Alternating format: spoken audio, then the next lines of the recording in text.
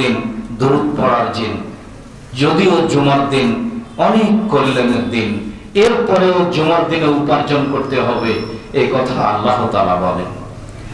আর শুক্রবার শনিবার ছুটি হয়ে যাওয়ার তো কোনো প্রশ্নই আসে না। শুক্রবার শনিবার রবিবার ছুটি হয়ে যাওয়ার তো কোনো প্রশ্নই আসে না। তাহলে মানুষ উপার্জনে দুর্বল হবে, আর্থিক সংকট নেমে আসবে, মানুষের উপরে দুর্ভিক্ষ দুর্দশা নেমে আসবে, এ কথাই ঠিক। জুমার দিনে উপার্জনের জন্য আল্লাহ তাআলা খুব জোরালো ভাবে আদেশ করেন। ক্রয় বিক্রয় ছেড়ে মসজিদে আসতে বলেন, সালাত হয়ে গেলে আবারও ক্রয় বিক্রয়ের কাজ আরম্ভ করতে বলেন, আর আল্লাহকে বেশি বেশি ডাকার জন্য বলেন। সম্মানিত দিনী ভাই বোন, জুমার দিন আবু হুরায়রা রাদিয়াল্লাহু তাআলা আনহু বলেন, রাসূল সাল্লাল্লাহু আলাইহি ওয়াসাল্লাম বলেছেন, নাহুল আখিরুনা সাবিকুনা ইয়াউমুল কিয়ামা, আমরা পৃথিবীতে পরে এসেছি, বিচারের মাঠে আমরা আগে যাব। নাহুল আউয়ালুনা আখিরুনা, পৃথিবীতে আমরা পরে এসেছি, বিচারের মাঠে আমরা আগে উপস্থিত হব।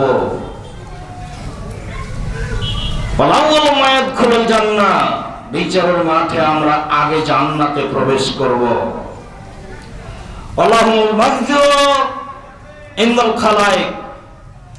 আর বিচারের মাঠে সমস্ত সৃষ্টিজীবের প্রথমে হবে আমাদের বিচার, বিচার আমাদের আগে হবে। আল্লাহুল মাগফুর, আর বিচারের মাঠে সমস্ত পশু প্রাণীর মানুষের জিনের বিচারের আগে আমাদের ক্ষমা করা হবে। আমরা পৃথিবীতে পরে এসেছি, বিচারের মাঠে আগে যাব। বিচারের মাঠে বিচার আমাদের আগে শুরু হবে, বিচারের মাঠে আমাদের ক্ষমা আগে হয়ে যাবে, বিচারের মাঠে আমরা আগে জান্নাতে প্রবেশ করব। এই কথা মুহাম্মদ সাল্লাল্লাহু আলাইহি সাল্লাম বলেন, হাদিস বুখারী মুসলিম। আবু হুরায়রা রাদিয়াল্লাহু তাআলা আনহু বলেন, রাসূল সাল্লাল্লাহু আলাইহি ওয়াসাল্লাম বলেছেন, খায়রু ইয়াউমিন তালাত আলাইহিস শামস ইয়াউমুল জুমআ, যেসব দিনের উপরে সূর্য আসে তার সবচেয়ে উত্তম দিন হলো জুমার দিন। সূর্য আসে শনিবারের উপর, সূর্য আসে রবিবারের উপর, সূর্য আসে সোমবারের উপর, সূর্য আসে মঙ্গলবারের উপর, সূর্য আসে বুধবারের উপর, সূর্য আসে বৃহস্পতিবারের উপর, সূর্য আসে শুক্রবারের উপর। সূর্য যেসব দিনগুলির মধ্যে উপরে আসে তার সবচেয়ে উত্তম দিন হলো জুমার দিন। ফিহে খলেকা আদম, এই দিনে আদমকে সৃষ্টি করা হয়েছে। অফিহে উদখিলাল জান্নাহ, এই দিনে আদম আলাইহিস সালামকে জান্নাতে প্রবেশ করানো হয়েছে। অফিহে উখরিজা মিনহা, এই দিনে আদম আলাইহিস সালামকে জান্নাত থেকে বের করে দেওয়া হয়েছে। ওয়ালা তাকুমু সাইল্লা ফি ইয়াউমিল জুমআ, বিচারের জুমার দিনে কিয়ামত সংগঠিত হবে। কিয়ামত বিচারের দিন হবে, জুমার দিন হবে বিচারের দিন, জুমার দিন হবে কিয়ামতের দিন, জুমার দিন হবে ফলাফলের দিন। বুখারী মুসলিম। আবু হুরায়রা রাদিয়াল্লাহু তাআলা আনহু বলেন, রাসূল সাল্লাল্লাহু আলাইহি ওয়াসাল্লাম বলেছেন, খায়রু ইয়াউমিন তালাত আলাইহিস শামস, সবচেয়ে উত্তম দিন জুমার দিন, সবচেয়ে উত্তম দিন জুমার দিন। খলিকা ফিহি আদম, এই দিনে আদমকে সৃষ্টি করা হয়েছে। অফি উহবেতা, এই দিনে আদম আলাইহিস সালামকে জান্নাত থেকে নামিয়ে দেওয়া হয়েছে। অফিহে তিব আলাইহি, এই দিনে আদম আলাইহিস সালামের তওবা কবুল করা হয়েছে। আদম আলাইহিস সালাম ভুল করেছিলেন, বলা হয়েছিল এই ফল খাবা না, এরপরেও শয়তানের ষড়যন্ত্রে বলে তিনি খেয়ে ফেলেছিলেন। আল্লাহ বললেন, আমি খেতে নিষেধ করেছি। তখন স্বামী স্ত্রী দুইজন বলতে লাগলেন, রব্বানা যালামনা আনফুসানা ওয়া ইল্লাম তাগফির লানা ওয়া তারহামনা লানাকুনান্না মিনাল খাসিরিন, হে আমাদের প্রতিপালক, আমরা ভুল করে ফল খেয়ে অন্যায় করেছি, তুমি যদি ক্ষমা না করো, তুমি যদি দয়া না করো, তাহলে আমরা ক্ষতিগ্রস্তদের অন্তর্ভুক্ত হব, আমরা বিপদগামী হব।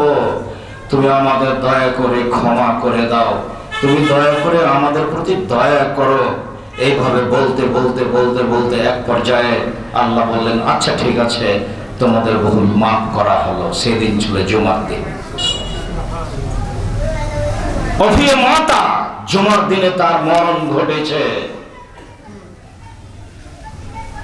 অফিয়া নাফকা, জুমার দিনে বাঁশিতে ফোঁক দেওয়া হবে।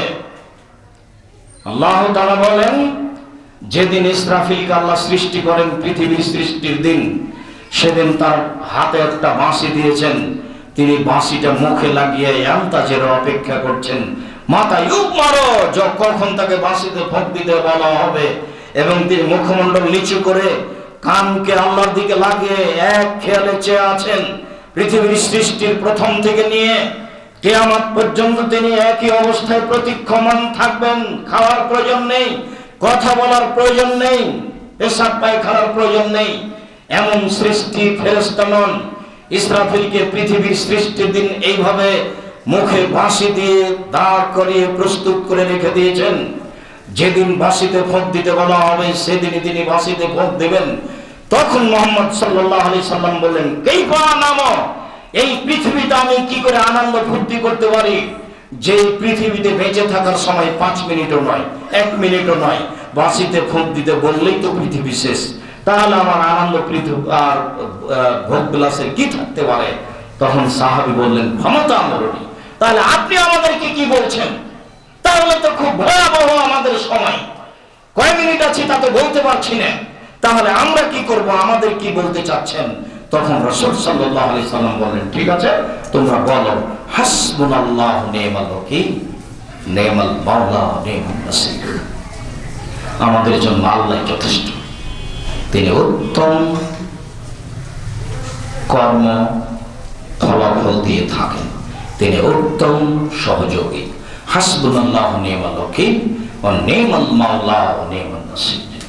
হাদিসে এসেছে, হাসবুনাল্লাহু নি'মাল ওয়াকিল, আল্লাহ আমাদের জন্য যথেষ্ট, তিনি উত্তম কাজ বাস্তবায়নকারী। এই কথা বলতে থাকো, বিচার মাঠে ফলাফল ভালো হবে ইনশাআল্লাহ। নিজেও বললেন যে আমি কিভাবে ভোগ বিলাস করবো এই পৃথিবীতে, আনন্দ ফুর্তির কি আছে? পরিস্থিতিতে সাহাবীগণ বললেন, তাহলে আমরা কি করব? তখন রাসূল সাল্লাল্লাহু আলাইহি ওয়াসাল্লাম বললেন, তোমরা এটা বলো, অফিহা সাকা, কিয়ামত জুমার দিনই হবে কিয়ামতের দিন। এই কথা বলার পরে রাসূল সাল্লাল্লাহু আলাইহি সাল্লাম বলেন, মা মিন দাব্বাতিন ইল্লা ওয়া হিয়া মুসিখাতুন ইয়াউমাল জুমআ মিন হিনা তুসবিহু হাত্তা তাতলুআ সাফাকান ইল্লাল ইনস ওয়াল জিন। জুমার দিন ফজরের আজানের সময় থেকে নিয়ে সূর্য ওঠা পর্যন্ত পৃথিবীতে যত পশু প্রাণী আছে সবাই দুশ্চিন্তায় থাকে, আতঙ্কিত থাকে, আশঙ্কায় থাকে। আজকেই মনে হয় কিয়ামত হয়ে যেতে পারে, আজকে মনে হয় কিয়ামত হয়ে যেতে পারে। তবে মানুষ এবং জিন, ওদের কোনো ভ্রুক্ষেপ থাকে না। জুমার দিন তাদের ভয়ের কারণ নয়, জুমার দিন তাদের ছুটির দিন, জুমার দিন তাদের আনন্দের দিন, জুমার দিন তাদের ঘুমিয়ে থাকার দিন, জুমার দিন তাদের ভোগ বিলাসের দিন, জুমার দিন তাদের আনন্দ ফুর্তির দিন। এ কথা রাসূল সাল্লাল্লাহু আলাইহি সাল্লাম বলেন। মানুষ এবং জিন জুমার দিনের 5 পয়সা দাম দেয় না। আবারও বলি আপনাকে, রাসূল সাল্লাল্লাহু আলাইহি সাল্লাম বলেন, জুমার দিন ফজরের আজানের সময় থেকে নিয়ে, তাহলে কিয়ামত শুরু হবে ফজরের আজানের সময়। জুমার দিন